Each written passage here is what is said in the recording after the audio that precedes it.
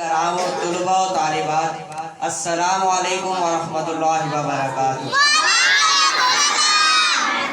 حاضرین ذیوکار، آج جس موضوع پر مجھے بیان کرنے کا موقع ملا ہے وہ ہے شان صدیق اکبر رضی اللہ عنہ۔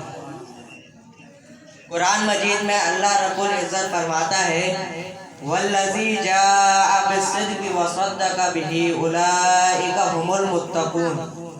اس آیت کی تفسیر میں مولائے کائنات حضرت علی رضی اللہ تعالیٰ عنہ فرماتے ہیں کہ جو سچ لے کر آئے ہیں اس سے مراد حضور نبی کریم صلی اللہ علیہ وسلم ہے، اور جس نے تصدیق کی وہ ہے سیدنا صدیق اکبر رضی اللہ عنہ۔ یعنی یہ آیت صدیق اکبر کی شان کو بیان کر رہی ہے۔ حدیث کے اندر آتا ہے کہ ایک مرتبہ حضور صلی اللہ علیہ وسلم نے صحابہ سے پوچھا کہ آج کس نے روزہ رکھا ہے؟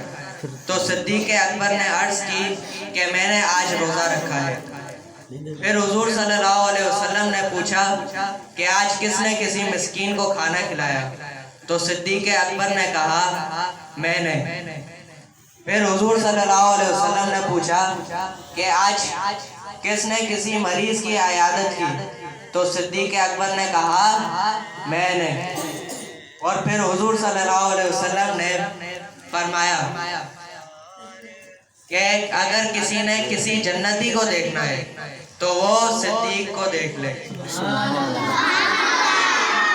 بیان کروں کس زبان سے مرتبہ صدیق اکبر کا، بیان کروں کس زبان سے مرتبہ صدیق اکبر کا ہے یار غار محبوب خدا صدیق اکبر کا۔ وما علینا الا البلاغ۔